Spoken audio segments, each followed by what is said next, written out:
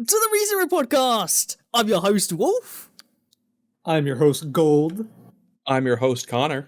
And today, gentlemen, we are finally talking about and discussing Arc 9, Phase 1 of the ReZero web novel. Woo! It's about damn time. Holy shit. We got it. We did it. Hey, Wolf. Your stars are bad. My stars were bad. My stars were so kid. bad. Stars were bad from the start. So this was a crazy start to an arc, huh? I'm just gonna come out and say it. I don't think I've ever been this excited reading ReZero before. Some of these later chapters are just insane. They have so many different implications for the series and the direction of where this arc in particular is going, and it's just the first phase, and that's just really impressive to me. I'm using my entire willpower not to just say, "Go away, boys," and let me read off phase 2 right now. No, that's what happened to me, honestly. And me. I read phase 1, I was like, I have to read phase 2 immediately. Yeah. This leaves off on one of the biggest cliffhangers that's just genuinely a proper enticing cliffhanger. Not one that leaves you thinking, all right, well, let's try and figure out what's going on, or let's solve a mystery. I literally cannot wait to see what happens next. It's so cool. It's just so awesome. If you pick up volume, whatever this is, that you're going to be wanting to buy in the next one, you know what I mean? Yeah. 100%. 100%. It is, it's just yeah. so cool. So before we talk too much more, I just want to say, for any listeners that have listened along with the Arc 7 and Arc 8 and just didn't care about spoilers, you were wanting to just enjoy the podcast, you didn't care about reading it, you wanted the story however you wanted to, you were waiting for the anime, whatever it is, stop now. Don't listen for this one specifically. Go and read it. You should enjoy this one in its raw, pure form. As well translated here, too. Yeah, really well translated. Shout out to Garkar from Whisper Translations, who I think did most, if not all, of this phase. But it reads so well. It's beautifully done. Its pacing is dramatic. The characters all feel accurate to not only the web novel and light novel, but the way they speak in the anime a lot of the times too. Yes, I agree. It's done so well, and if for whatever reason you are a watcher that watches along, regardless of spoilers and stuff like that, I beg of you, please read the original source material. It will hit different. I can guarantee it. But that was my last spoiler warning for this, because I have been waiting for months to talk about all the shit that Aldebaran is up to, as well as Volcano de Bron. There were so many twists and turns near the end of this phase. I am surprised Tappei managed to fit it in the 3 chapters he did. Right? When you were catching up and talking to me through it, and you were saying, "Oh, I only got 2 chapters left," and he hadn't betrayed and done Ol Shamak yet, I was shocked that it would fit into that one. I feel like chapter 12 in my mind was 3 chapters long. Just how exhausting the battle against Garfield and Ezo was. Oh my god, yeah. I mean, Tappei did a great job with the writing on this one of making that feel exhausting, because it's exhausting for Al too, but exhausting for the audience to read. I was tired after reading it. I was like, oh my god, I'm exhausted. And it's just such a brutal and beautiful fight. And for one, I'm now an Ezo fan after that Yeah, bit. I mean, never so met him cool. before this phase. I didn't read any of his side content yet. I'm going to between this. He's in 4 of the Felt Camp side stories things. So yeah. Oh, cool. Yeah. But it's really cool to see a character that is in a way similar to Subaru in that he's able to figure out that something is different, that things aren't going the way that they are expected to go, but is able to do something about it. Yeah, he's competent. He's competent enough to figure things out, but he's also strong enough to be able to directly deal with them himself. I imagine if you put him up against, say, Regulus back in Arc 5, he figures out a way to trap Regulus, even if he can't get rid of his invulnerability. Something like that, I think, is what is in his wheelhouse. He seems a really cool character, very powerful mage, which is cool to see. Because so far, most of our magical characters are mostly just combative characters that can use magic. Yeah, it's like, With the an adept thing. exception of Roswell and Felix to an extent, everyone else just uses it as almost as just a gun. Like their spells are just firearms to use. Yeah, but Even he's like a scholar. Yeah, and this is like an actual mage, proper wizard. It's cool to see. I like it. Mm-hmm. Not a lot to say about the twins though, or whoever they are. I'm not really sure about them yet. What are the name? Flam and Garkis or something like that. Garissa, yes, the other pink one. Yeah. Yeah. But Garcis is not here right now. It's only Flam. Yeah, exactly. Yeah. Yeah, but she's just a sending spell away. True. She is the flare. She is the flare. Really, really like this. I mean, it's probably one of my favorite. It's my favorite opening to an arc, obviously, but it's also just like so well written too, like the concepts. Mm-hmm. And man, what a crazy set of happenstances. It is. It feels so well set up too. It doesn't feel like it's out of nowhere in the like poorly written degree. It feels like this was shocking, but it's not out of nowhere. Yeah, exactly. And it just feels so satisfying, but in a very almost unsatisfying way. I don't know how to describe it. It's like, wow, this is super cool. All of this interesting stuff is happening. Like my feelings about wanting the second act of the story to start from like the conclusion of our previous stuff. It's really I'm starting to feel that, you know? But my issue is that we just got normal Subaru back and now he's been like fucking thrown into the back rooms or whatever. I don't know. Like, what the fuck? He's in the Pokeball. Yeah. I mean, okay. Well, obviously we want to talk about everything with Al and the rest of it, but just to give our podcast some amount of structure, we probably should start with the Wallachia conclusion. Yeah, sure, yes, that's fair. I mean, a lot of it is just, I mean, it was almost fan servicey fluff a lot of the times, like especially everything with like Amelia and Madeline, like that whole chapter felt very, like it was just, I just want to show that Amelia's great again. Mm-hmm. I really enjoyed this conclusion and wrap up though. It felt very rewarding seeing a lot of these characters like have these more intimate and emotional moments that they weren't allowed to have previously because of all the conflict going on.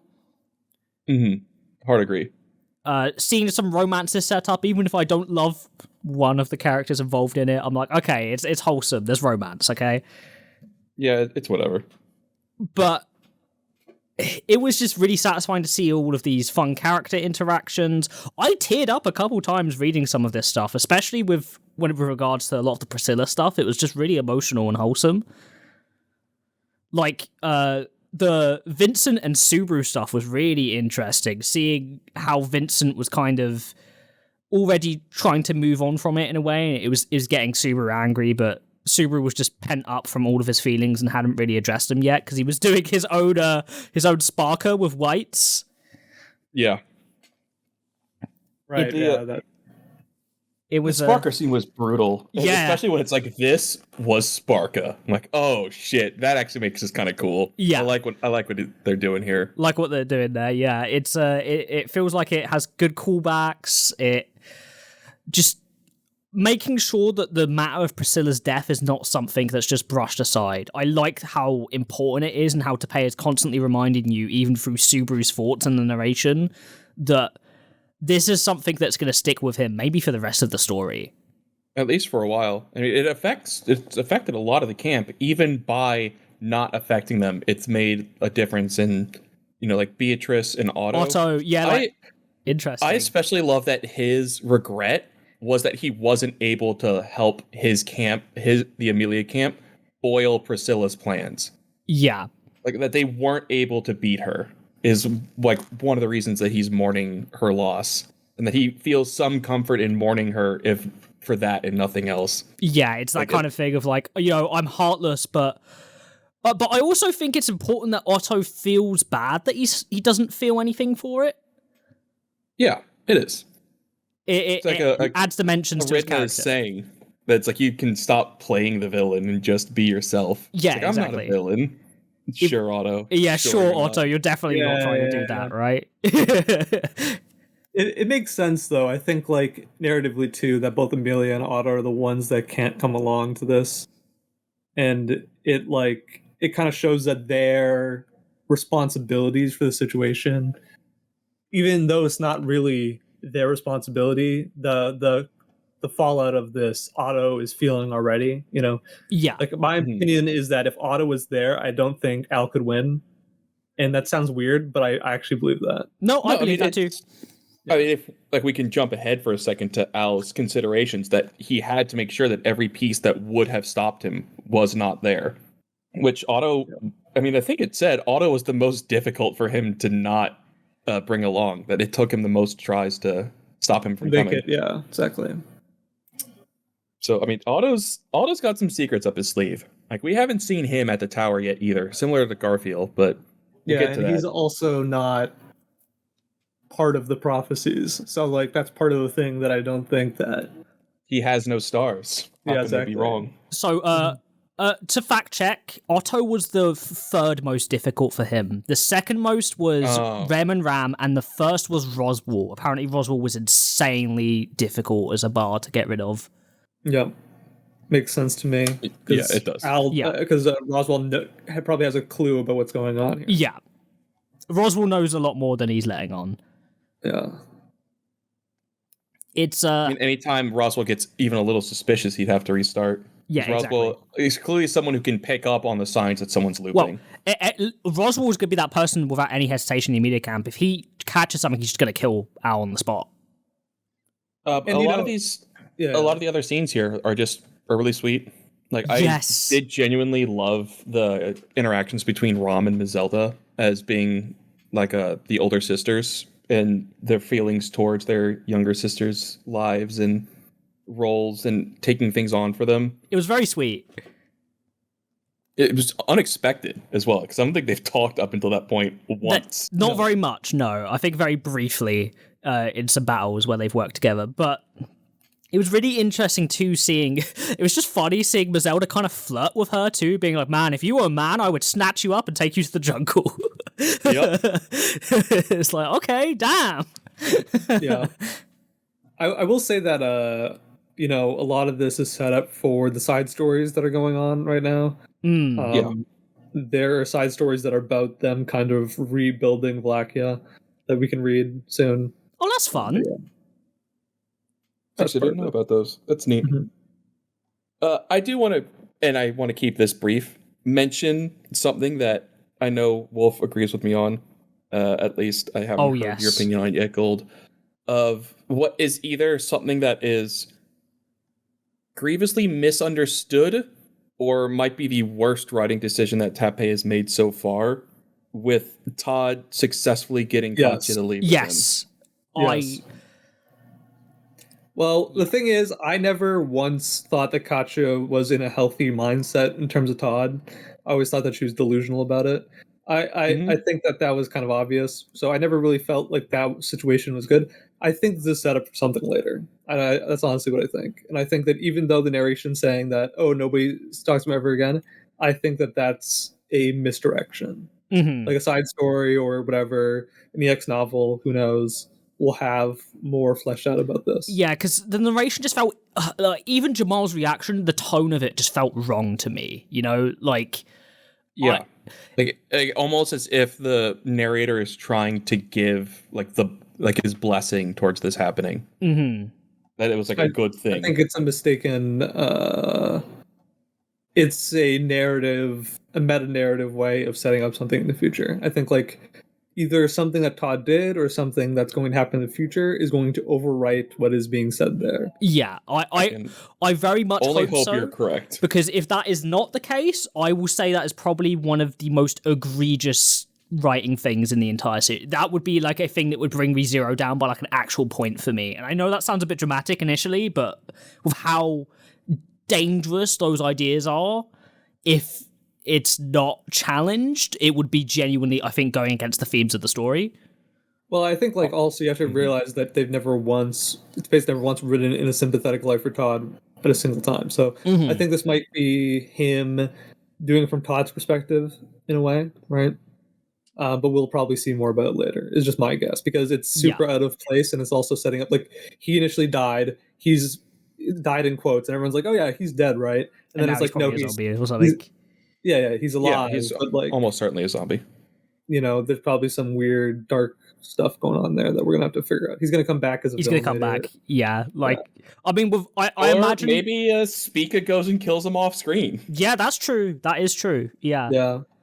It very much that's could be how a we thing. get her back to the main camp eventually. Is that she goes to take Katcha back to Rem. Yeah, Speaker isn't coming home. Yeah, we're just gonna keep you there.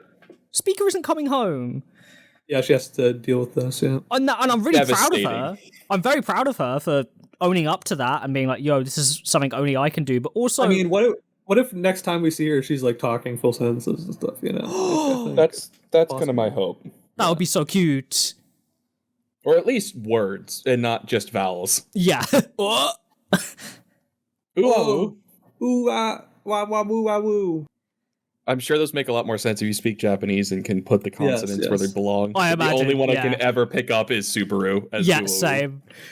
But man, some of these goodbyes were great, and then obviously there's the shining darkness of Katya's been taken by Todd. Now again, I have faith in Taipei, so I hope he is cooking there. But if he isn't, I will be my most explicitly disappointed with the series yet. I think. I will go to Japan and learn how to say, "Hey, this is a genuine mistake. Please either give us more context for something we missed here, or did this get changed anywhere? Is this really the canon? Please help." Yeah, please help me. Help. But apart from that, some of these interactions just really like wholesome, and they feel like a great wrap up to. They add a lot of weight to the conclusion of Arc 8 and Arc 7, I think. Like, having Vincent be... The way he says goodbye to Subaru, for instance, is just so in character for him, and the way Subaru responds, it's just some really great character work. The scene between Madeline and Amelia is really wholesome. Even if it isn't exactly, like, necessary for the story, it's stuff that I am willing and wanting to see because it adds dimensions and layers to these characters' relationships. Yeah. Who, very much they're gonna come back in the story later, they will be relevant later, so it's important that this is set up. And I was also very excited to see her talking with Schultz and Heinkel about the potential of them joining her camp. Like, it's literally in my notes that's like, is Schultz trying to join the Amelia camp? Hope? And, or Heinkel asked to join, and I just have in giant quotes, "Yes, let's do it." Only to be rejected by Amelia and Madeline for fair reasons. Yeah, it's also interesting that Madeline is like, no matter how hard I hit this guy, I can't kill him. He's like an annoying bug. That's the Estrella blood in him, eh? She did try. She did try. Yeah. Also, Missoria isn't here anymore. Missouria's gone back to the Cloud City. Left. She's just gone. See ya. I assume at some level of control that maybe Serena arranged to have her like escorted away. But other bits of the wrap up, Megoro somehow survived but lost his memories except for his like emotional bonds. Factory reset. Cool. I guess he's a rock, but what can he's a rock. Obart and Groovy are recovering together, and Garfield is knitting them back together. Obart doesn't even seem to be that bothered by losing both his arms at this point. He seems still like he can just do whatever. Didn't he kill someone with a toe back in Arc 7? Probably. Pretty sure, I feel like it was like an actual point that he killed someone with something like a very minor part of his appendage. Like, he's still a very lethal and dangerous person. Yeah.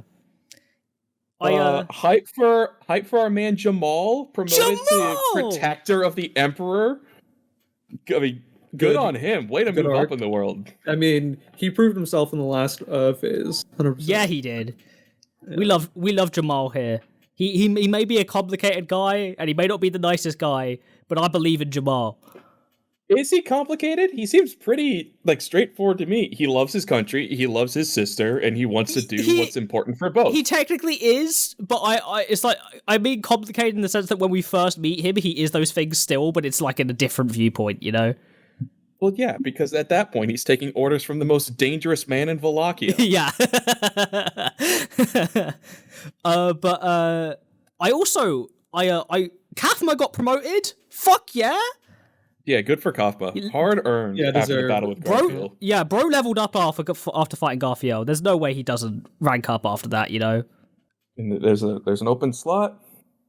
Medium, it's nice to see that she did actually have feelings for Vincent. I know we kind of speculated that she might have earlier, and I know at least I had theorized as such for a while. Mm-hmm. But having that confirmed as something that she had probably said to Flop as something that she would like before he made the offer to Vincent, kind of fixes like that character break that he had for me. Mm-hmm. So I'm very grateful for that. Agreed. I also really enjoyed Petra's chat with Sakir. Yes. I thought that was really cool. Petra using yang magic to push past the limits to get work done, and Frederica being in a sleep coma because she's been like running around for days spreading messages and stuff. Mm-hmm. And Petra is showing from the beginning of this phase just that she is going to be a key player here. Yeah, she's just amazing. She is not to be taken lightly anymore.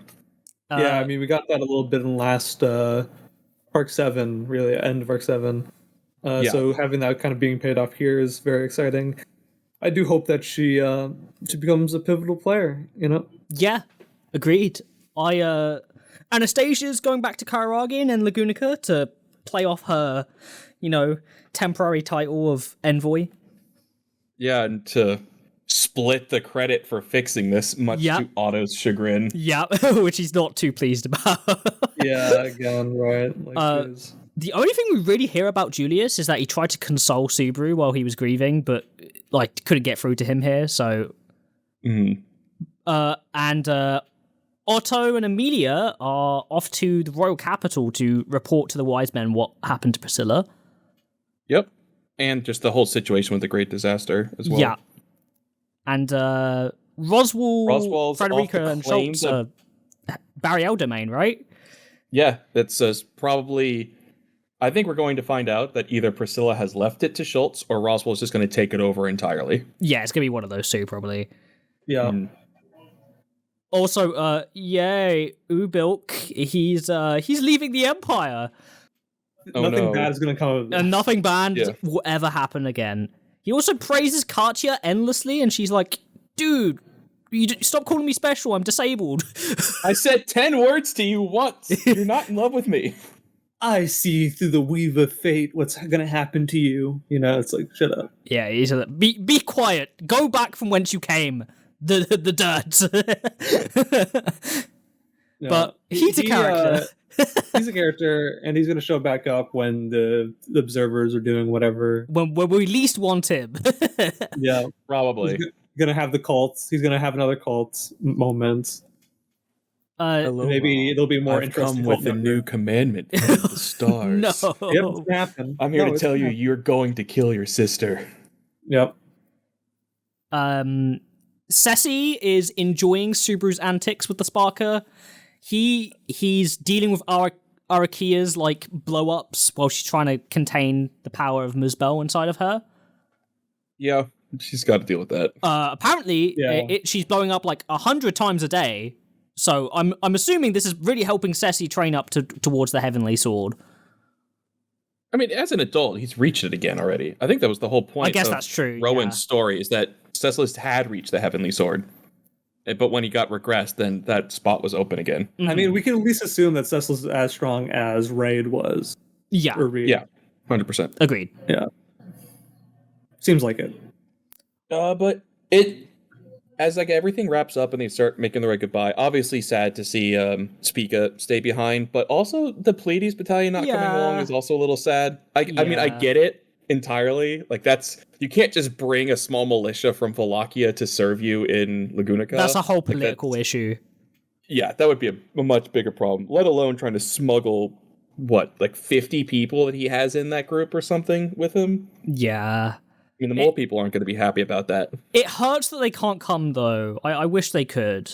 I bet we'll see the main three again. Probably. In the future. Yeah.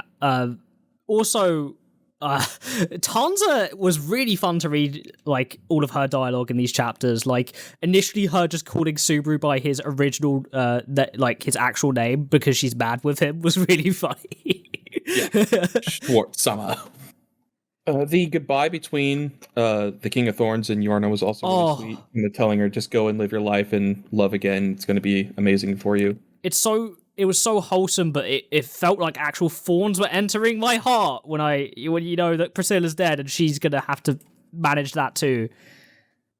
Yeah, it's a shame for everyone involved, but at least it seems to have worked out pretty well because we find out that they have a plan to go forward while the rest go either to the burial domain or to the capital. Our main heroes, Al and Subaru, are off back to the Pleiades watchtower of all places. I did not expect to show up back in the story at this point, you know?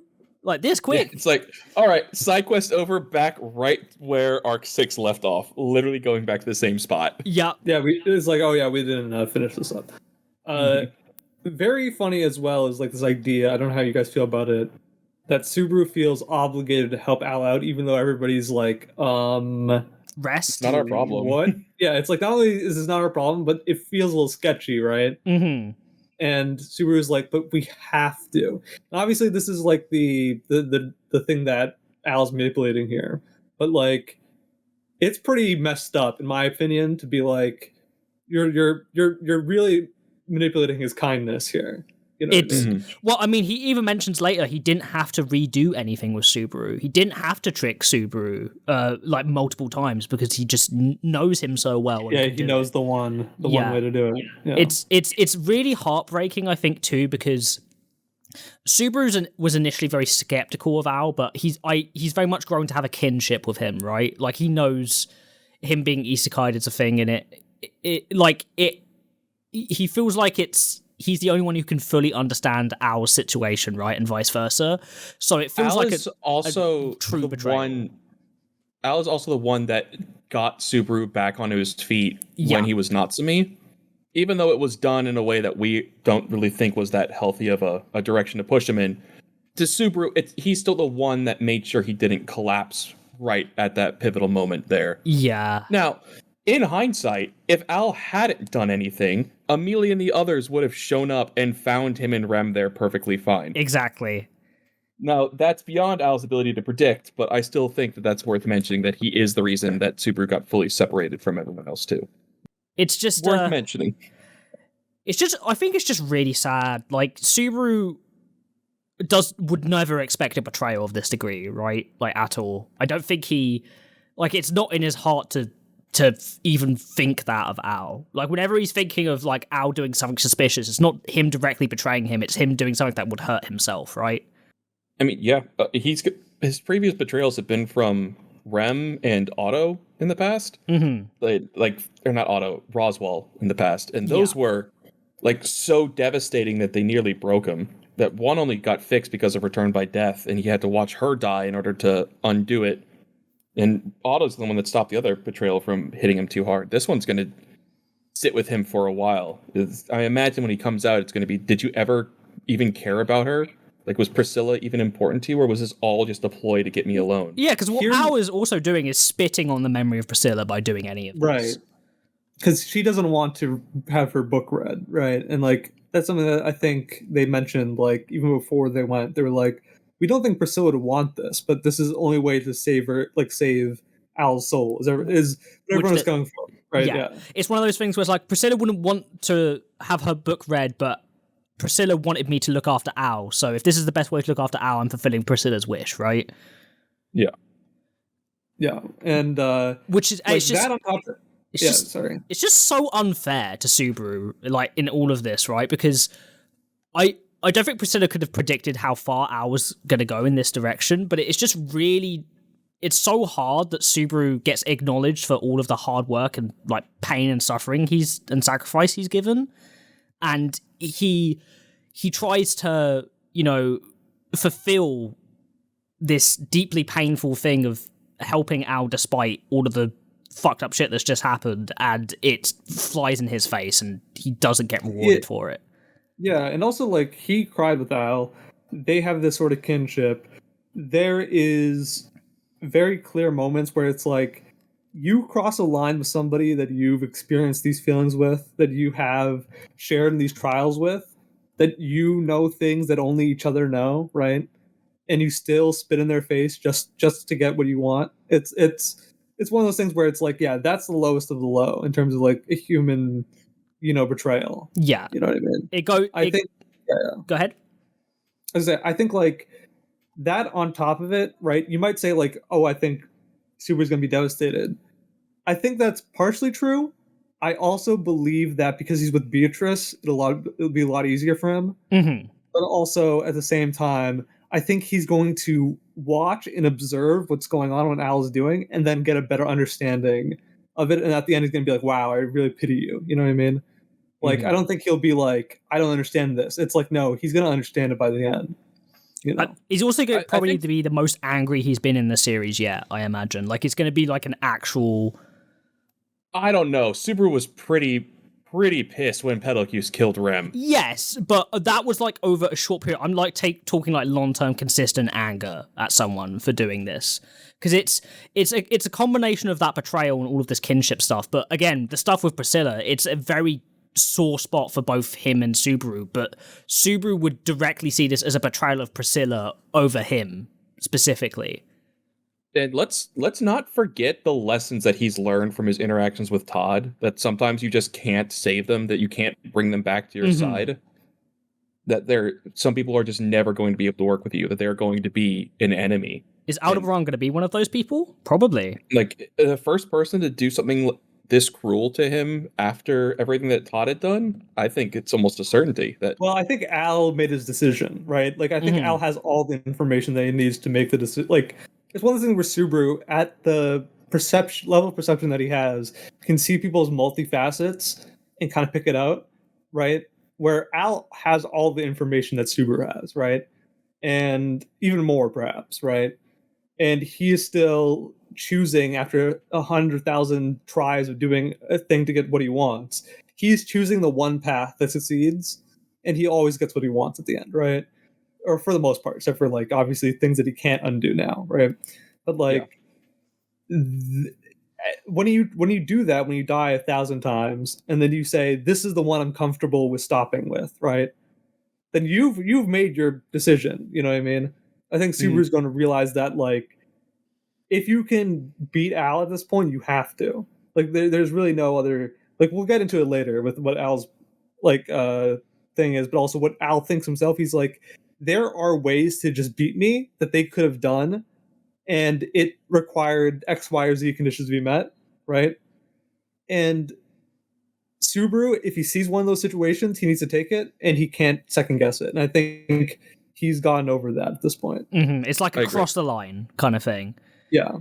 It's especially with Beatrice, which, I mean, thankfully he does have in the situation that he's in. So, I mean, just for one, if anyone can figure out a way out of an Ulshamok, it's going to be Beatrice, yeah. But beyond that, once he does get out, having his emotional support spirit is going to be very necessary, just for handling the situation as well as for handling Aldebaran. There's a reason why Beatrice is with him, you know? Yeah, it's...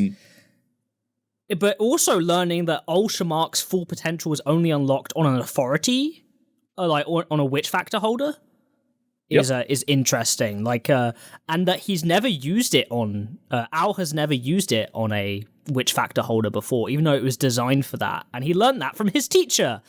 Yeah. So, Echidna, I see you. So that also means he likely wasn't the one to seal Satella, right?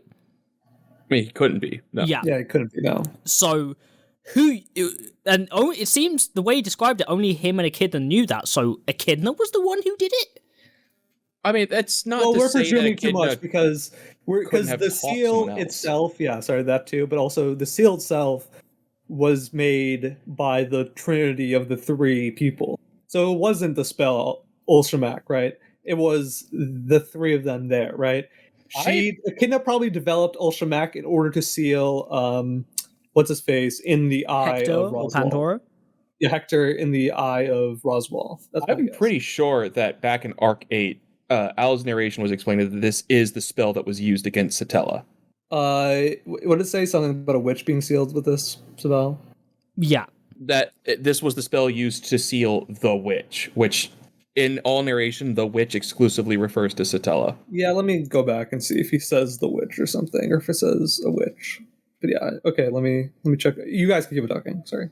But just, I mean, regardless, it's not impossible that Echidna couldn't have taught it to somebody else either. Like, if he is a copy of Flugel, like we suspect he is, then it's entirely possible that Flugel knew the spell too. Yeah. Like, it clearly doesn't follow the normal rules of magic, and like, while the story is that the dragon, the hero, and the sage are the ones that sealed Satella away, we don't have anyone that was there and can tell us. And we've been told multiple times throughout this story that the history we're told is not the history that's true. Yeah, because otherwise there would be no corpses of the witches left behind if Satella had truly consumed them all. Yeah. It feels like we're on the precipice, gentlemen, of like learning some hard lore truths, you know what I mean? Like, they're just waiting for us to be revealed. I mean, and through the way of Al's narration and his own thoughts is a great way to teach the audience that information, right? Yes, it is. Especially with just how explicit he is with his explanations of things. Like, aside from just using like the name Sensei instead of just flat out saying Echidna for whatever reason, he's not like beating around the bush for any of it. He's very clearly saying like, this is what I'm going to do. I'm doing this because Priscilla's gone. Like, this is the way that it works. This is what I have to do. This is the condition of using this ability. This is how my ability functions and how often it can reset. It's nice to get some answers just laid out plainly like that too. And I think our theory of Al being a copy of Flugel was just reinforced by so much stuff in here. Like, one example is we have the reason we travel so quickly to the towers because Klein brings them. Blech. Yeah, but, that asshole. But interestingly enough, Aldebaran seems to recognize him and then lies flatly to him of, "Oh, have we met before?" "Oh, definitely not, bro." Wait, did Al recognize him or did Klein recognize him? Al recognized him. He's shocked to see him. Yeah. So, makes sense. Yeah. I mean, he knows about Klein, obviously. Yeah. And he just explicitly says later on here, like, "Oh, my only regrets are from 400 years ago." So it's just, it is clear it's building upon those sort of theories, right? If nothing else, it at least gives us the explanation that he must have learned from Echidna before Roswell did. Yes. Because if he was there 400 years ago with this, Roswell should have known him if it had happened at that point in time. Yes. I mean, obviously, I think Al is like a secret experiment that Echidna kept from everybody else. Right? Yeah, very much so. It's the hidden trump card that no one else knew about. It's why Bayako doesn't know about him either. Yeah, because she'd be like, "Oh, I know this person." Or Puck. Yeah. Yeah. It's Well, Puck very much had issues with memories too before. Right. That's true. He was lost at the end of Arc 4. He very well could know Al. That is true. Yeah, he could. He does seem like a later edition, doesn't he? Though both Beatrice and Puck were around the same time, so it's one of the... I mean, around the same time, yeah, but Puck is still like older than Beatrice by a decent amount, and like we don't really know exactly where Aridna fits in that state either. Like a Kit, the Witch of Greed, and then into a Kit, because she also had different stages of what experiments and studies she was doing, right? Yeah, I don't know. Yeah, exactly. Because obviously Beatrice recognized Sacrum of the Immortal King, but Al didn't. Like, not necessarily know exactly what it was right from the start. Yeah, it's interesting because he's been taught a lot, and also Al also has memory issues, maybe. Right. I mean, at least he has no memories of being on Earth, even if he remembers things from it. He remembers none of his personal experiences from Earth, which is why he's likely a copy, right? Reference TMNT still. And he knows English words too. Yeah. Yeah. Yes. English words, phrases, enough to still pass them on. You understand references and things. I wouldn't put it past the thought of having Puck be there at the same time as Al, just because Puck's memory is a note of absence, like it's notably gone. Yeah, and also him not being here yet still is like, yes. Okay, well, what is he gonna do when he comes back? You know, and has never been there with Al either. Like the only time they're even in the same room is during the selection, the speech. Yeah, the royal selection start. Past that, they've never had even an opportunity. And Puck was asleep at that point still, like in the crystal. Roswell had already done the curse, even if Amelia didn't know how strong it was yet. Puck's been sleeping for I wonder how many years in terms of like written story. I mean, As if Arc we count 4, like right? end of Arc 4, yeah, then I think it must since be a decade. I don't know. 2014, maybe. Yeah, it sounds a decade now, or it's a decade probably. It's been a while. But we meet some new characters this phase 2, or at least new characters that are in the side stories that we mentioned a bit earlier. But to talk a bit more about returning them. ones from Arc 6. Some Yes, Shopkeeper! And Melee. And Melee! Melee's here, that's good. And Shawla! Yeah, Shawla's here. The Shawla Scorpion is here, little cute. Doing the crab dance on Melee's head. Yeah. I love that Melee is just uber beast for going past the desert now. It's just one that has to escort everyone past it. It's like, good for you. You've got a nice little job for yourself. And she's been pardoned by the wise men. Makes sense. Great news for her. Which is, I mean, the best news for her, right?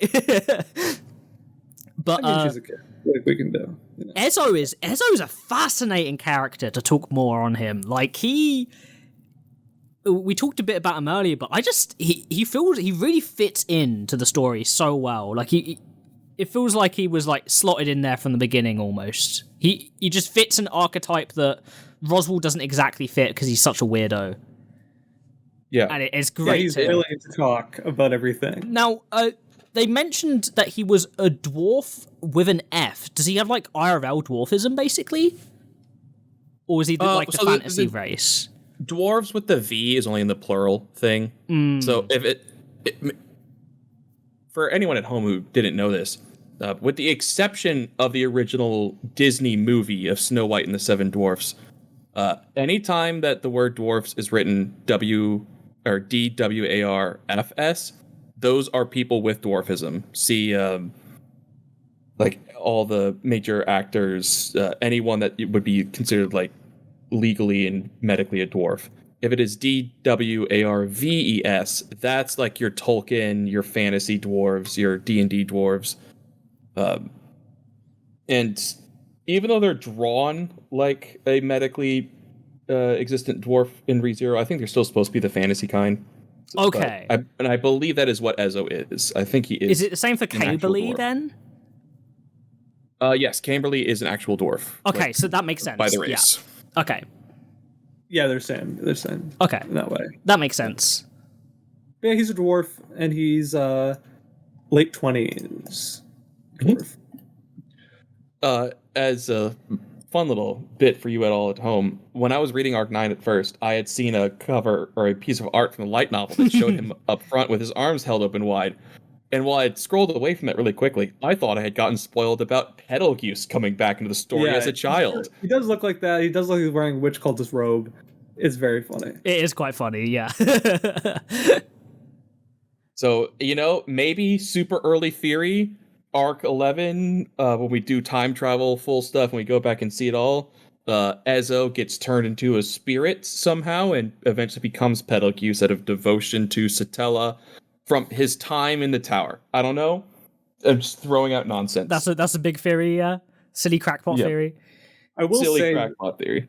I will say that Ezzo, he fits the archetype of a person who's willing to exposit things about the world in a very unfiltered manner. But that I don't think we've had in the story like yet. An actual educator.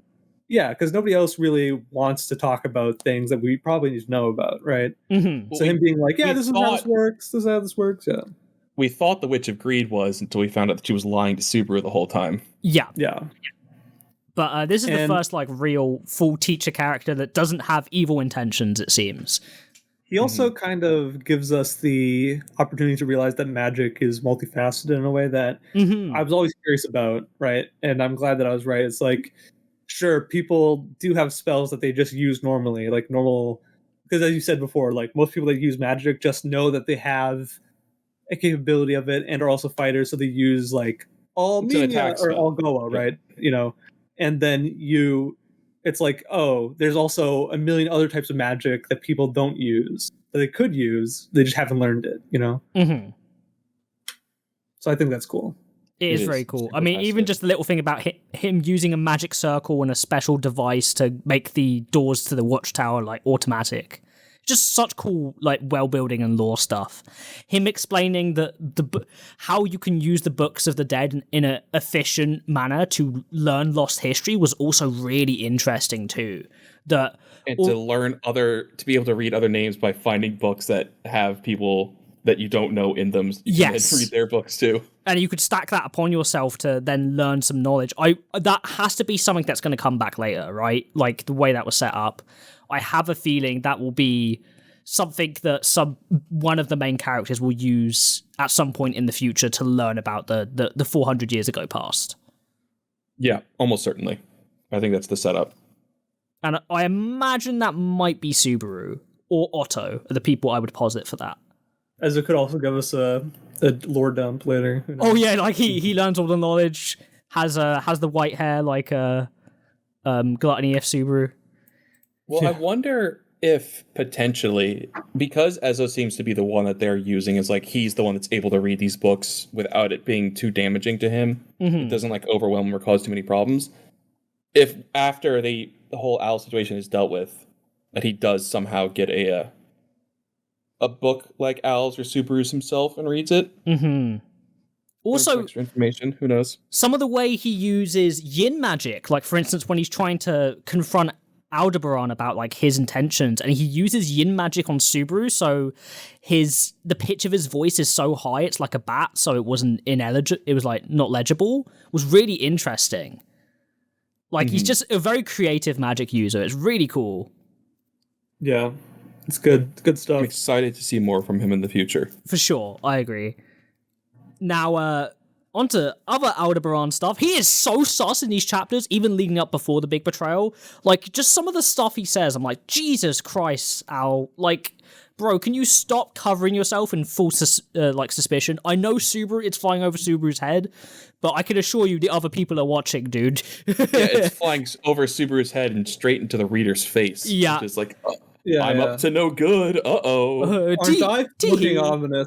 Yeah. Like, there's a moment where Petra and Melee are making food, and they're talking about how suspicious he is, and then he fucking walks through the door. He's like, oh, something smells good, guys. Well, it's actually interesting. I think this is very well written because it shows that everybody else is feeling this ominous presence, and they're like, why is Subaru not? But they all trust Subaru enough not to like be like, hey, Subaru, you need to do something with Al because I feel like there's something wrong with him. And that's where the downfall comes from. Yeah, because everybody trusts him enough that they aren't going to be like, oh, if Subaru's fine, then maybe we shouldn't even really mention it, or should we only mention it to each other? Barsu's good timing. They just don't know Al does too. Yeah, exactly. Well, I really like the moment where after the betrayal happens and Melee and Petra are realizing what's going on, that Melee feels guilty about being forgiven and accepted, because if she hadn't, maybe they would have been more suspicious of Al and it wouldn't have been a problem. Yeah, it's Emilia and Subaru's kindness is too much that they can't see past actual dangerous people, right? That they had forgiven her and were kind to her and extended that help when she needed it. And because they had found that worked, were willing to try it for Al, at least in her mind. We're willing to try that for Al, and it obviously backfired on them pretty horrendously. I mean, like, even when they arrive at the watchtower, like, Al looks at it and then, like, silently for a second and just says something randomly muttering to himself. The fact Tepei removed Shawla from the story was probably to make sure that she wasn't interacting with Aldebaran in this moment, right? Yeah. 100%. It's like, oh, well, you're not Master, but you sure look like him. Huh, weird. Oh, well. You sure smell like him, too. Huh, interesting. Well, I don't think she would. I don't think he would.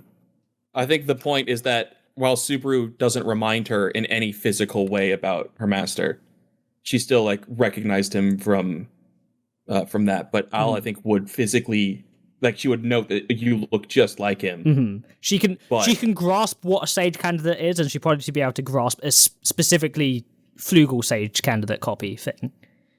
Yeah, if he is a proper candidate or not. He seems like fake news to me, I'm going to be real. Yeah. But after like the explanation with everything, it was good to see that Amelia and I think Amelia was the one that suggested this, but at least Subaru had we're giving you 3 days to do this, and then we have to go. Yeah. Like, that he isn't going to let this get hung up forever. He's doing it because it hurts even more because Subaru's just constantly talking more and more, and it's more and more apparent. He's just doing it for Al's own good. He's like, if we can't find it in 3 days, you need to emotionally move on, is what he says to him, right? And anytime that, I mean, even when Ezzo is like, seeing, oh, maybe Aldebaran's going to use Priscilla's Book of the Dead to wipe away his personality and bring her back to life, which is not a true resurrection because obviously that doesn't bring her soul back, right? But Subaru, when he hears that, he's not, oh my god, Al is going to betray me. It's Aldebaran's going to hurt himself. I need to help him, you know? Exactly, yeah. Which is hurts. Freaking crazy for him to say after spending an entire chapter getting beat up by 50 gladiators. Yeah. Subaru needs to take his own advice sometimes. Sometimes. All the time. Take your own advice, man. It's usually pretty good.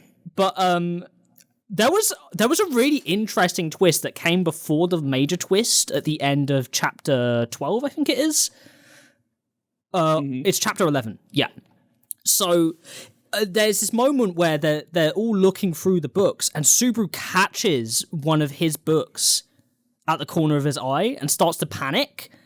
He then uses Beatrice with Marak to like jump up and hide the book away from Al, because Al's the only one who would be able to read his like name on the book. Yeah, he'd be the one that can read the katakana.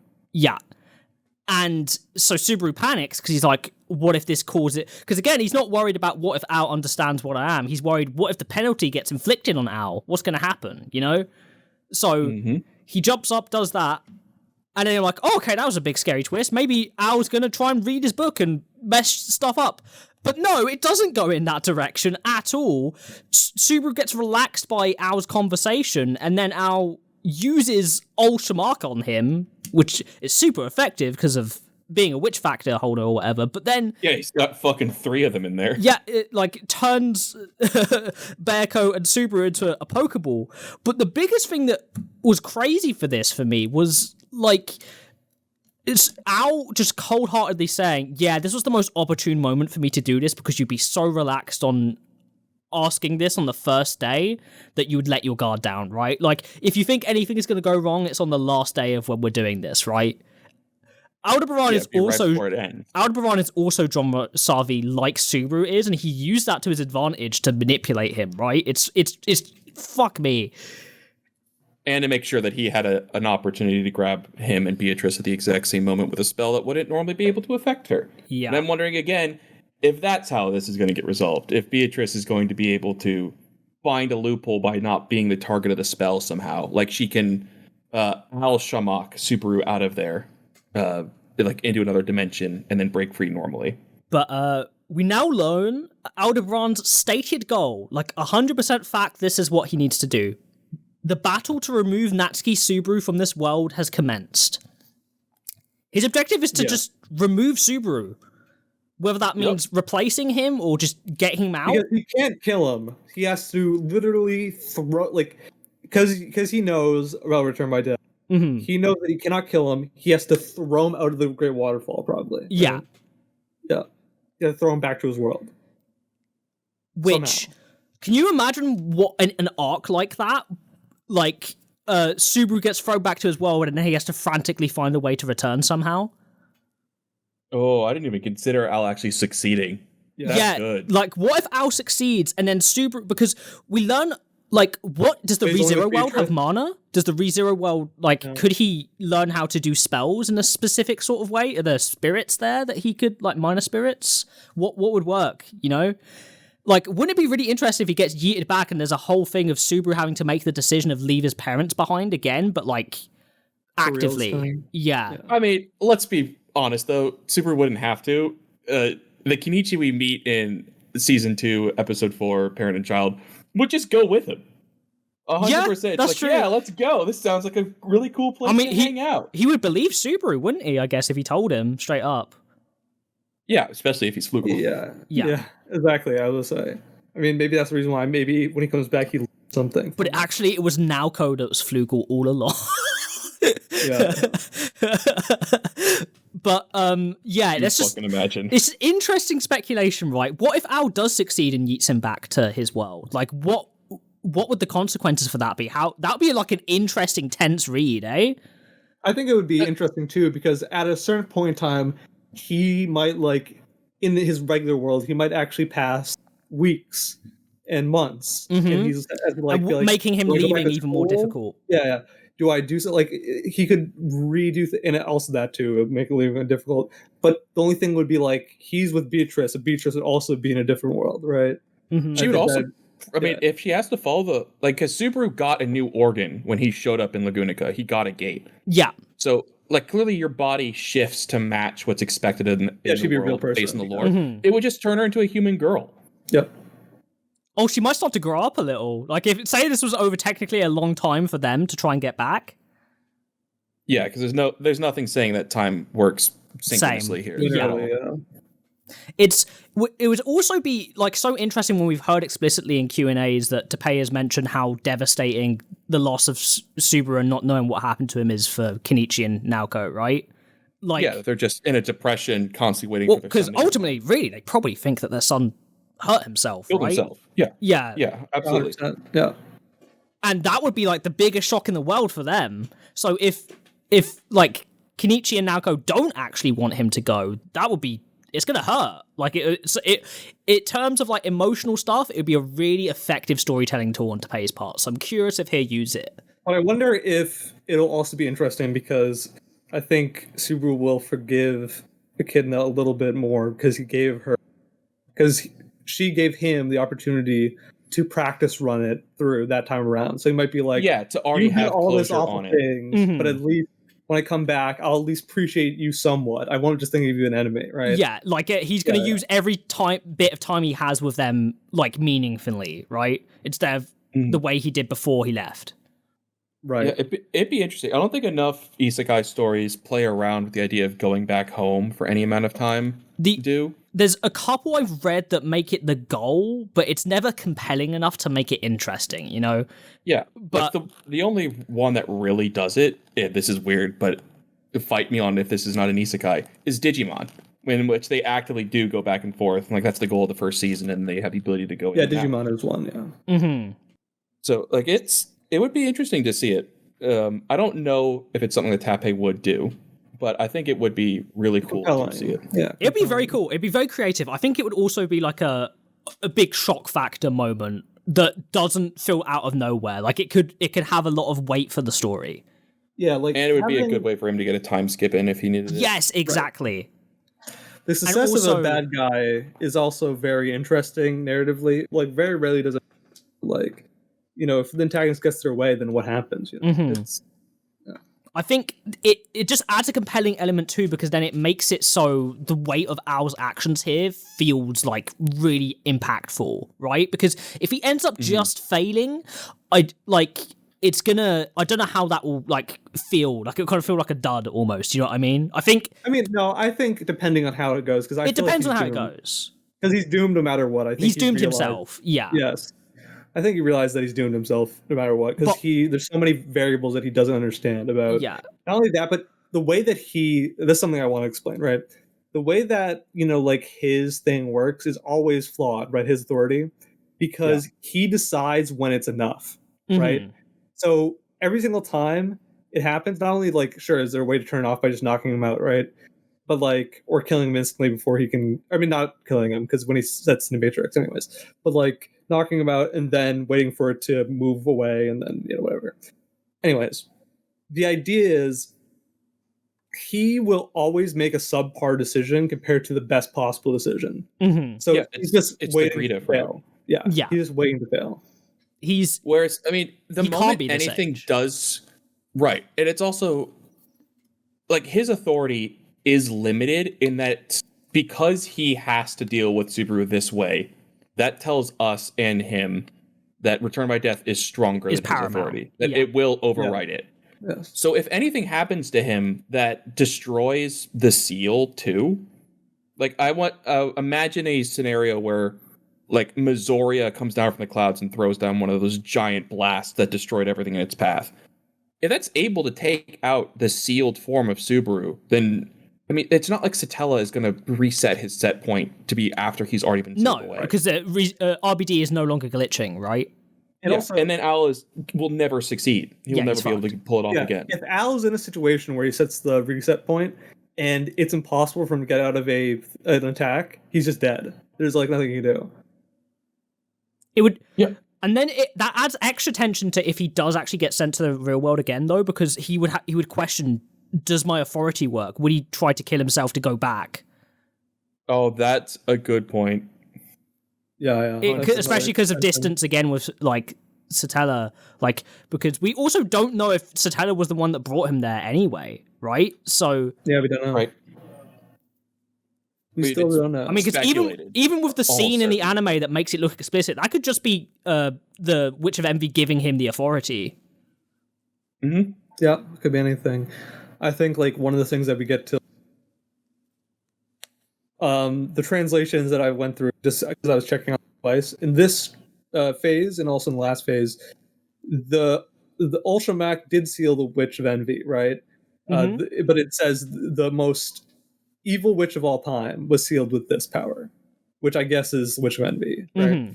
But then in this chapter, it says something very interesting, which is this is the power that only the Witch of Greed, Echidna, knows, and she only passed it down orally to one person alone, and that was Al. So pass it down orally, though. Yeah, but it's interesting. And that's also from Al's narration. Is that omnipotent narration, or is that Al's? It says, let's see. Yes, it says, in the sense that it was a technique whose existence had been prohibited from being revealed, even the witch who had created it herself and avoided writing it down, passed it on only orally, and that too had been limited to only Aldebaran, and it's the narrator saying this, Okay.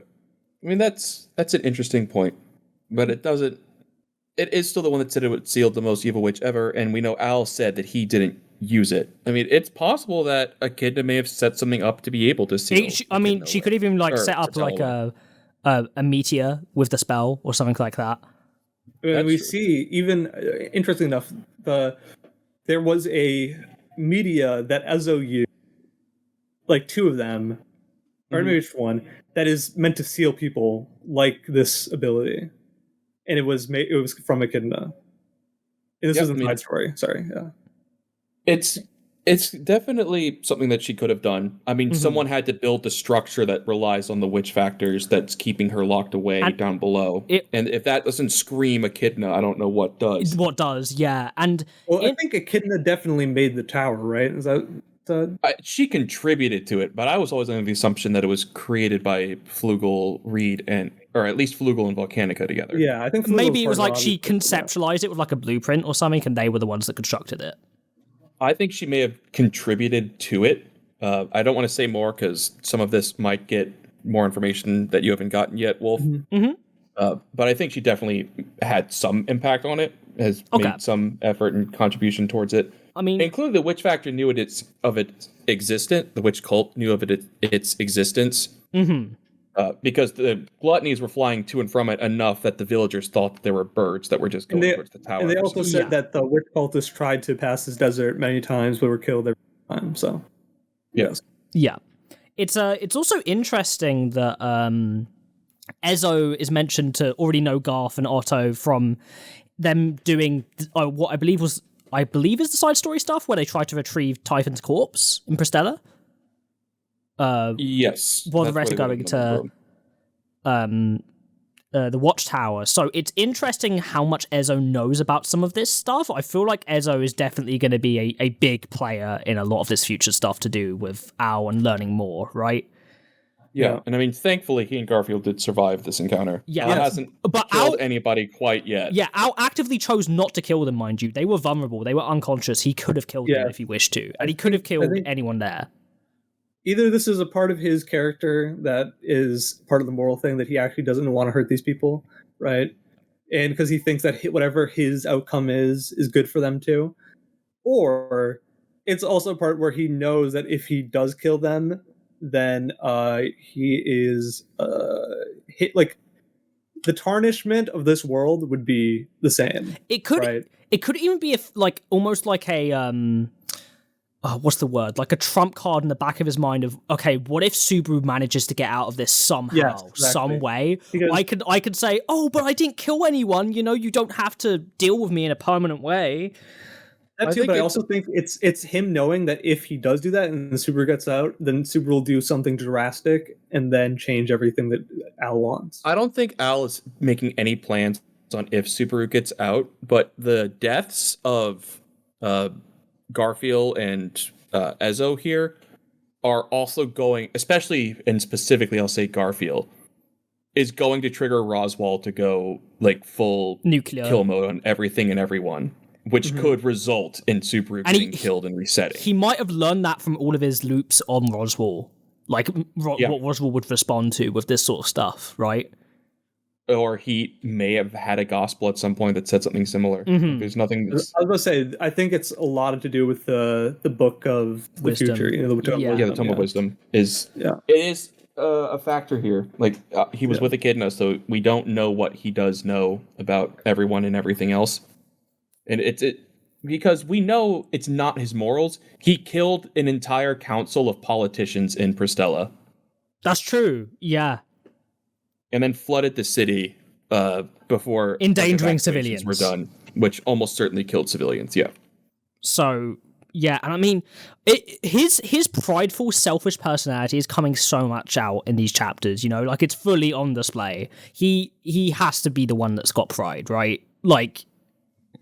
It's it feels almost all but confirmed currently. Like, for instance, right? Like, when oh man, there's so many moments that just make me angry at Aldebaran in this stuff, right? Like he reading his stuff, I'm like, this is simultaneously so cool because I'm learning so much and it's such a cool direction for the series, but I'm so mad. And not at Depay, but at the character Al, right? Like, every time I'm reading his narration where he says something very cruel about another character that I love, or Dragon Al is bullying Patrichet, literally bullying Patrichet, and Al recognizes the reason that's happening is because he's in a stronger frame, and his pride is fully, like, on display. Oh yeah, we should probably actually talk about Volcano de Bron here. Yes, for a minute. This is the other thing. Yeah. What a huge fucking twist, and also something only a crazy fucker like Al would attempt to do, right? Like, yeah, this is crazy. It makes sense, but it's also crazy. Yeah, like make the empty vessel read something to become you is so smart. But also not something I would ever expect. Do you know what I mean? I could not predict this in a million years. No, and it's very well set up early in the chapter where they're like, is he going to try to have himself or somebody else become Priscilla? And then they're like, no, that doesn't make sense because the soul isn't there. Or like, the soul is there. Be real. It's not the same person. Just are the memories. And it's like, what if there's a soulless vessel that was able to put a book in, you know, like, and then it's just you, but a robot, you know? And I think that is the perfect part here. Yeah. I also have to. There's so many like cool small details here. Like there's a cool parallel between him and Subaru. Like he's using a drug to kill himself, just like Subaru was. And it's like a parallel of this is the wrong path that Subaru was on treading that he's no longer doing, right? Like Al is full force using his ability in the most selfish, like. And cowardly way to do it. Exactly. Can I just say how great the fight was between Ezo Yes. So cool. And- every scene had me enraptured with it. I was following like all of it, just like, this is one of the most impressive battles I've ever seen in this series. I cannot wait to actually see it. And it very much proved 6. Garfiel and Ezzo's like power and ability and smarts here in this fight, right? Like, it definitely didn't like ever have a moment in which they felt like they were underestimating him. You know what I mean? Mm-hmm. And that's actually one of the things that makes it most frustrating too, is because you see that like everybody is capable and is doing their best. It's just that there's literally nothing they can do. Yeah, there's literally nothing they can do. Yeah. It's he can always read your next move. He can always remember what you did or said or thought, or like, because it's like the miraculous things that, you know, I was doing in this fight is something that you cannot like. It's like, oh, his arm is broken, but then he like just like used a stone arm. Yes.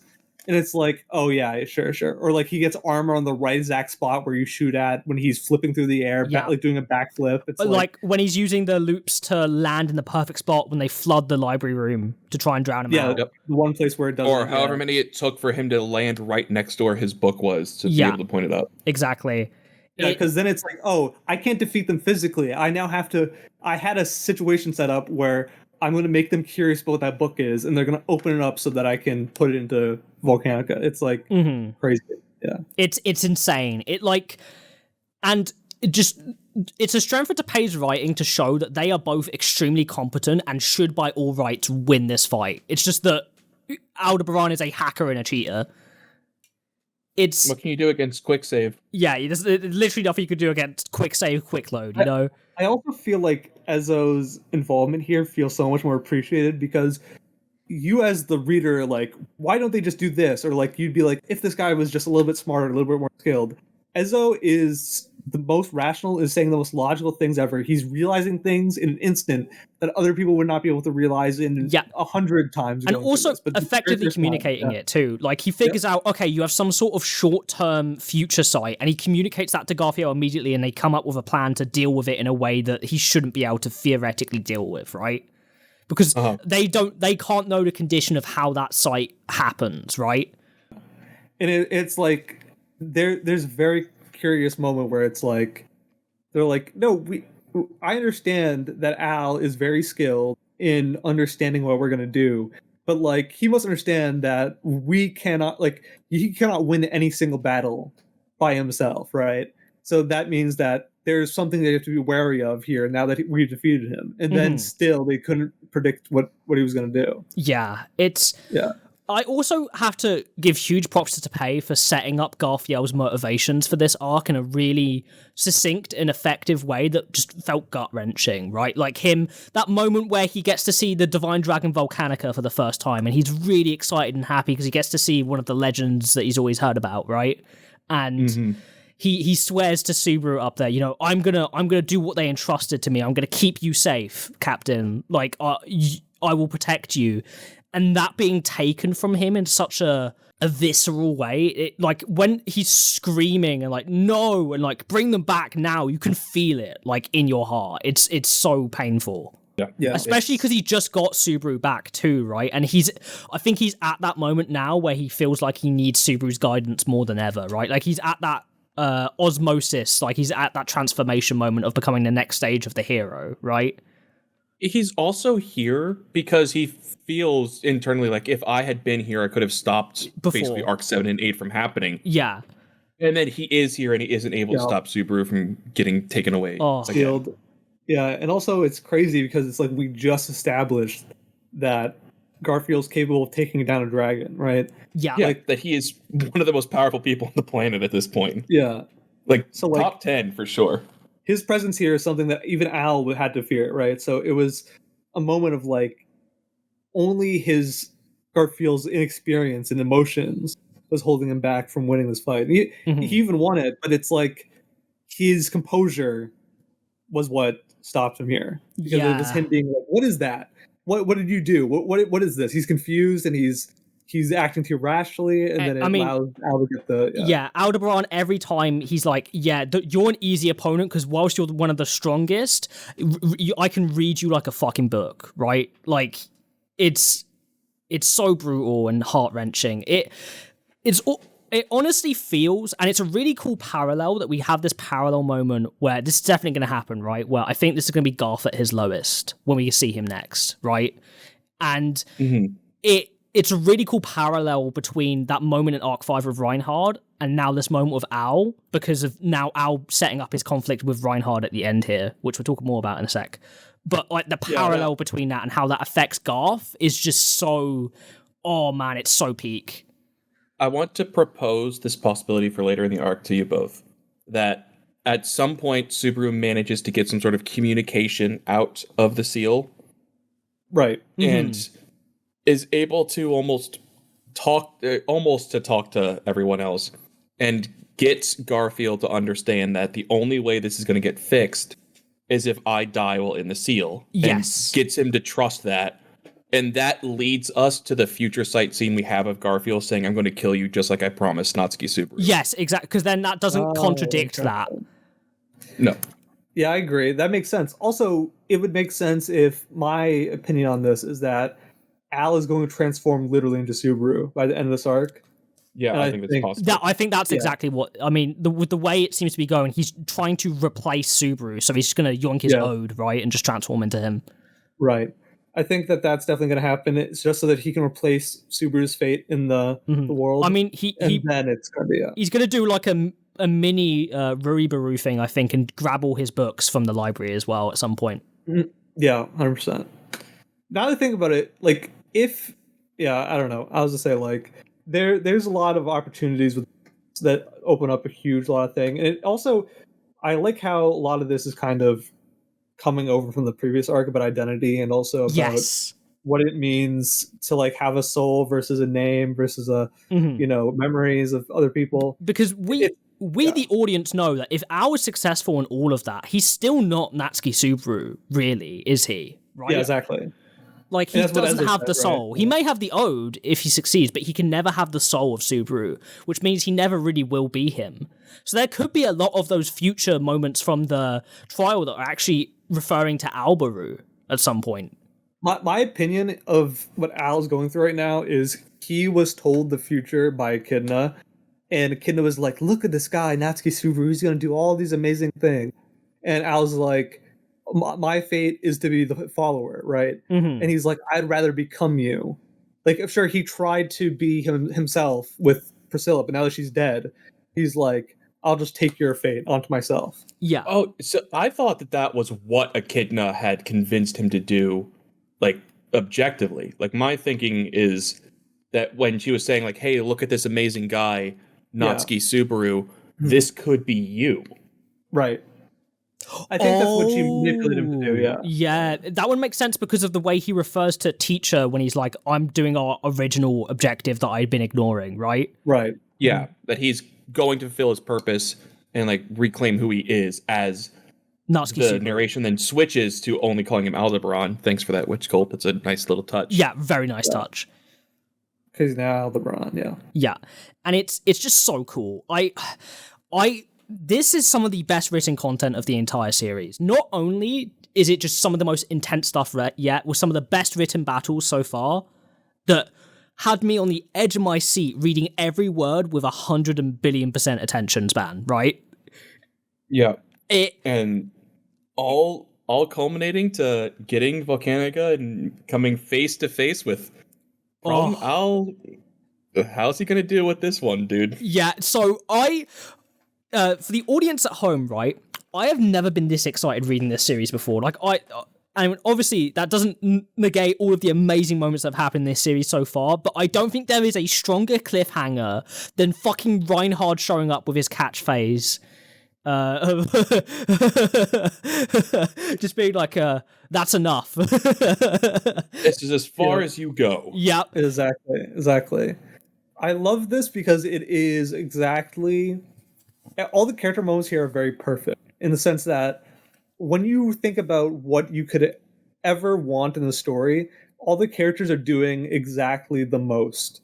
All of them are being utilized to their maximum potential here, like especially in the later part of this volume. Even the new characters, right? Like, even the new characters. The sister is the one who communicates with her divine protection to Reinhard to come here, because apparently they can both give a message to anyone over any distance once a day. That's insane. That's really strong. I thought it was that they could give a message to each other from any distance once a day.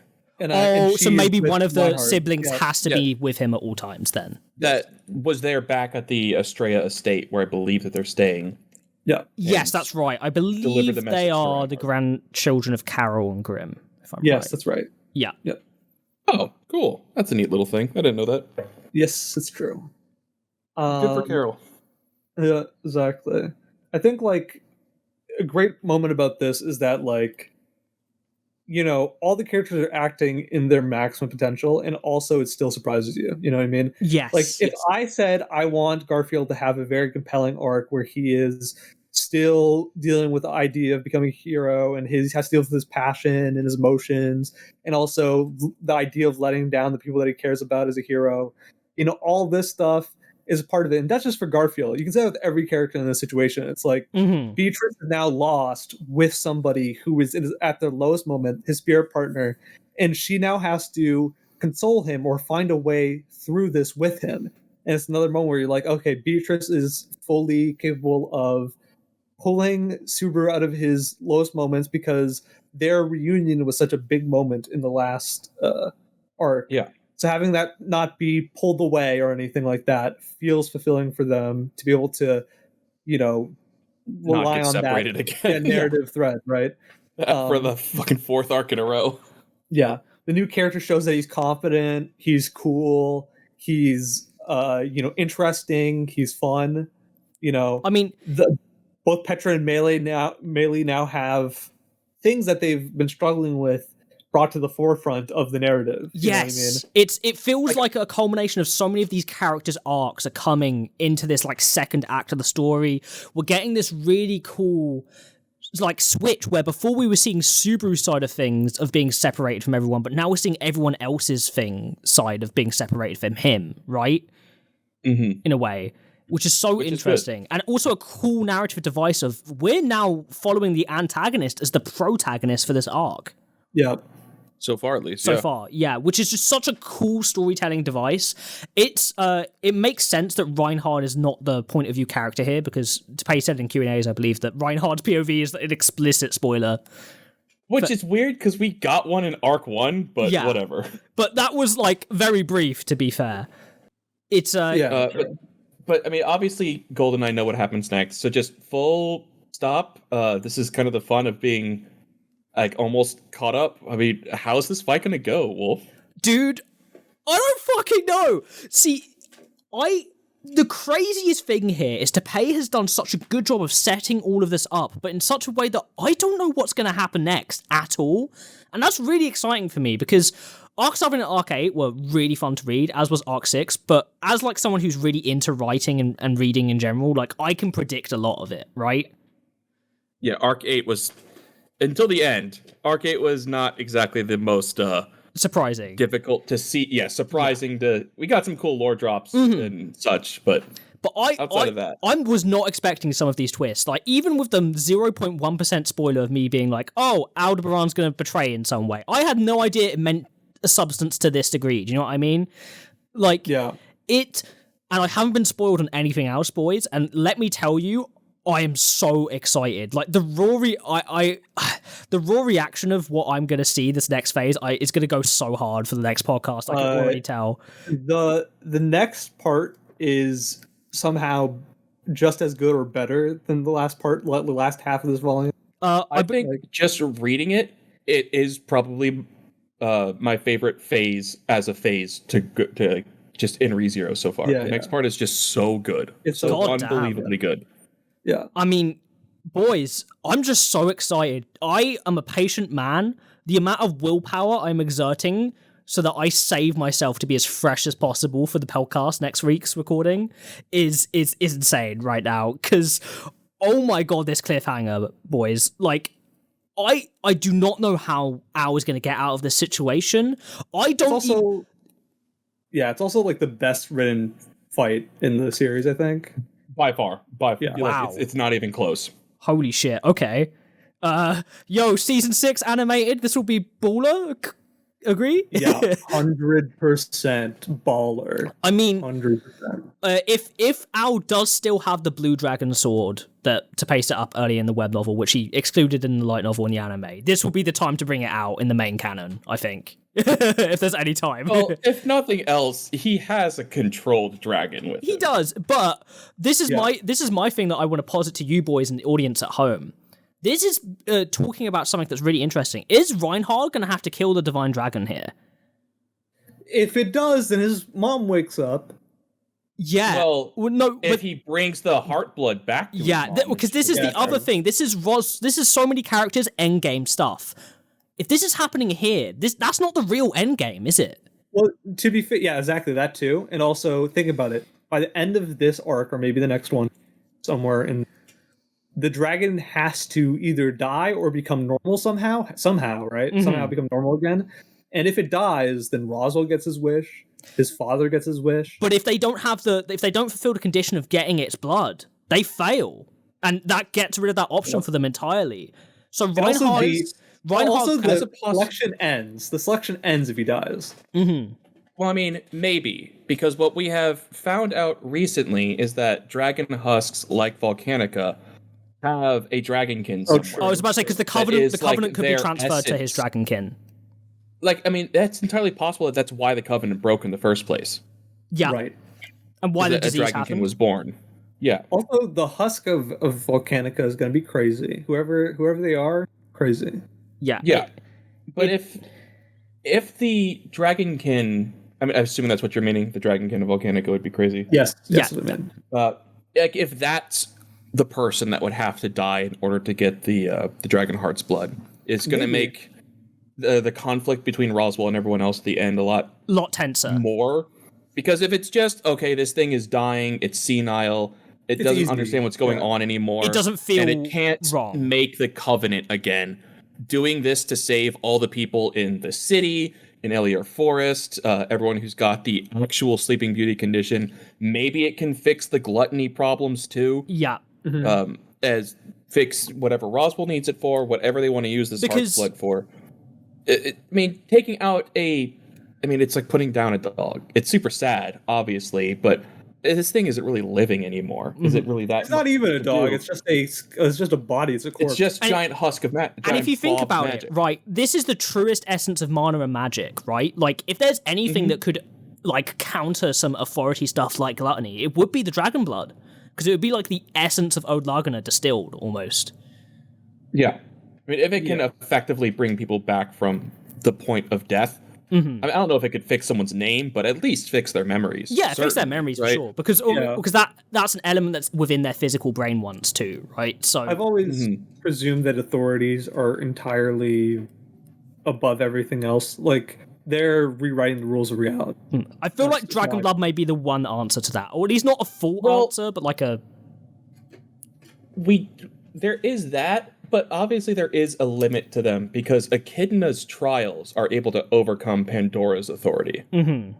And they were able to show, like, what was really happening, despite her manipulations to make people assume otherwise. And give Amelia memories of the time back. Yeah, and they were using the Tome of Wisdom probably as reference, right? Like, it was almost like downloading the information from the Tome of Wisdom. I think she uses Old Laguna, genuinely. I think it's like the memories of the world.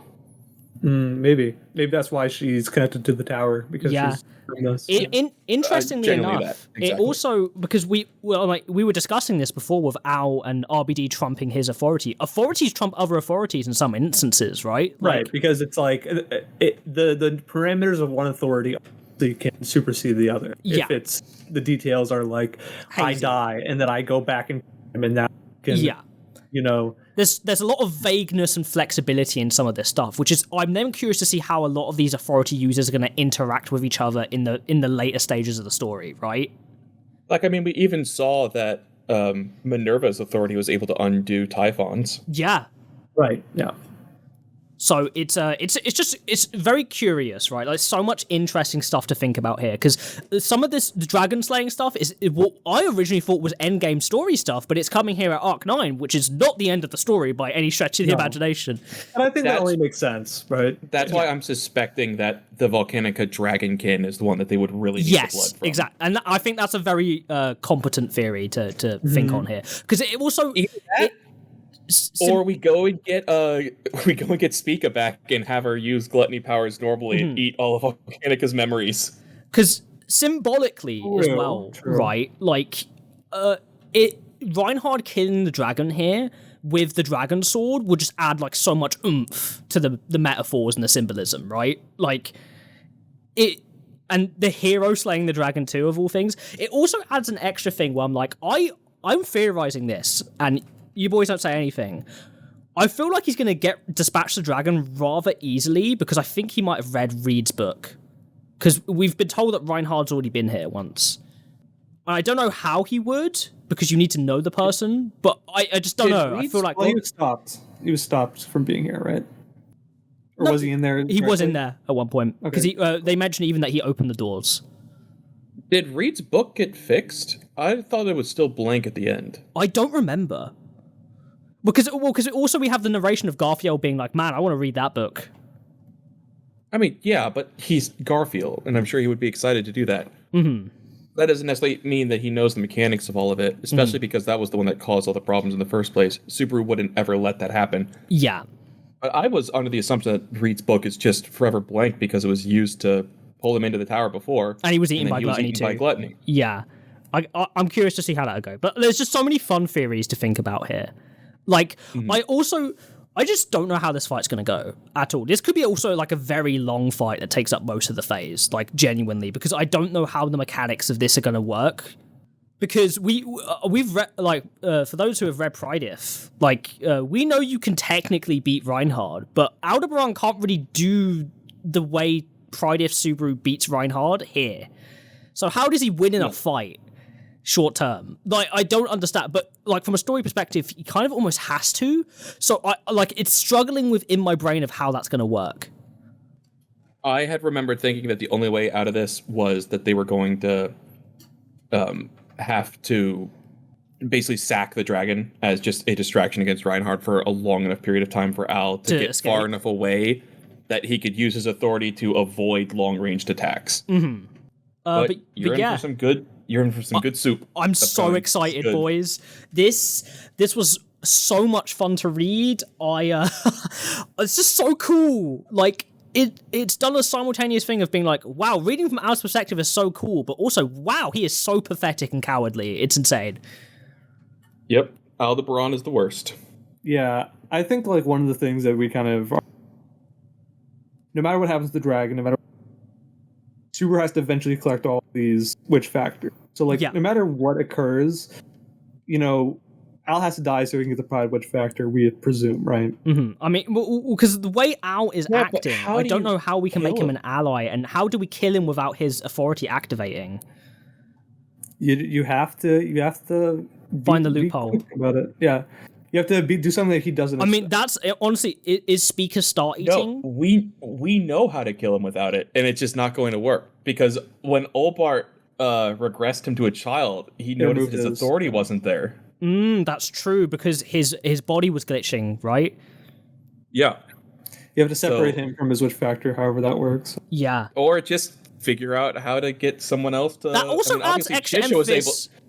Chish was able to learn Olbart's technique, so it's not impossible for someone else to figure it out, and that's just, you regress Al and you kill him then. Yeah, I mean, that adds extra emphasis too onto, not only is RBD an authority that trumps all those other authorities because it isn't instantly removed, but also that Subaru doesn't like directly own it, but it's like given. Yeah, exactly. It's used on him. Yeah. Pretty much. You can't remove him from it because it's not his. Right. Yeah, even though he technically has it on him, kind of. It's like a connection. It's like a telephone line, almost. Yeah, because it's Satella's authority. Whether he has the witch factor in him or not, I'm not positive on that. But he's still, the authority belongs to Satella. The way I imagine it works is it's like in two halves, right? Like it's like a line almost that's invisible between them. Like, that's fair. that I give you part of it so that I have that connection with you, and then I actively use it on you. Yeah, that makes sense. I mean, maybe she could use it on others. Who knows? And she's just only doing it on Subaru for whatever reason. But yeah, I think Al becoming Subaru using Ode manipulation and the Books of the Dead is a very real possibility here later on. I think there's a good chance we could see Subaru go back to the real world and have Al have a moment where he kind of succeeds for a second. Adds a lot of weight, adds some really cool callback moments, a really cool storytelling device possibility. This fight between Aldebaran and Reinhard is going to be fucking insane, and I can already tell, and I'm so excited to read it. I have to wait a week. I want to leave one last note with you, and it's that, to me, one of the best story beats that have happened so far is in the next phase 2. Wow. I'm so excited. What would you guys like genuinely rate the next phase a 10 out of 10? At least the first half of it, guaranteed. I think the last half you could say yes or no to. Agree with you. Yeah. But I really liked the last half too, so I can't say. I mean, when I was reading it as well, I don't think it was in the phase yet, because he was releasing ththese chapters pretty close together. Once it finishes, I'm like, oh yeah, that, because how it finishes as well, I'm like, oh yeah, I'm in. Because when we finished or not finished, we're getting ready to set up for this one, and I checked. I was shocked that the phase ended at this chapter. I swore it would have ended 2 before or 1 before, like right after he does Ultramach on them.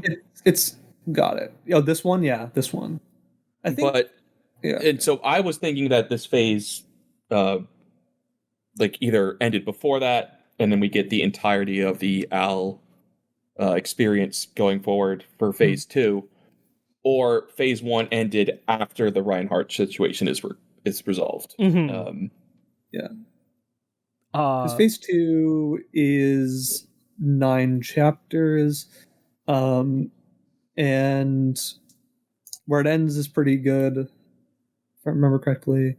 It's not 9 chapters, is it? Yes. Oh, how far are we into phase 3, or is Tapei stopped at the end of phase 2 currently? He stopped where he's at. Yeah, there's not been anything else yet. Okay. Oh, it is only 9. Wow. Okay. Yep. All I will say here is this was an amazing read. I 100% fucking hate Aldebaran, but goddamn is he so entertaining to read from. Yeah. Getting more Aldebaran is also fun, and also getting some more intense Reinhard moments. I mean, I'd pay to see that. You're gonna be eating. I'm gonna be eating good. Audience at home, please tell us what you think. And we did it, guys. We got here. We're one phase away before we're kind of like at a point where we're caught up. Constantly caught the podcast has caught up with the web novel. And that's a crazy thing. You guys have finally read the entire series. Yep. In before Tapei releases 3 chapters between now and next Friday. Oh my god. Record phase 2. It's like, well, we're behind again. Gold, you're well, for shit. a 2-man, like one-on-one, like just mini video for each chapter. Let's go. We're gonna make sure the scene translation is working well. We're gonna have to make sure. Yeah. I'm so excited, guys. Thank you so much for joining us. I know this is like seemingly a shorter one, but honestly, apart from the Owl stuff and the wrapping up, there's not too much to talk about here, apart from like the raw reaction of this is awesome, and also these boys are trying so hard not to spoil me right now. So I think this is a really good spot to end it off. I agree, because right now, despite what Aldebaran may be saying, our stars are looking pretty good. We're eating good. So if you enjoyed this experience, though, please make sure to share this with other ReZero fans. I think we're getting a channel on the ReZero Discord pretty soon, so that's going to be exciting. Another big shout out to Twitch Cult, as always. We love you. Thank you for these amazing translations for Arc 9. They're really well done. And thank you, Garkar, for the your translations are so buttery smooth to read. Let us know your reactions to the first phase down in the comments below. We read them all, always. And soon we'll be able to read them all because we won't be worried about spoilers anymore. Yes! Or we'll all be able to read them, I mean. Yeah. It's amazing, but we will see you next time. We can see everything. All right. Bye-bye, everyone! Bye-bye. Bye.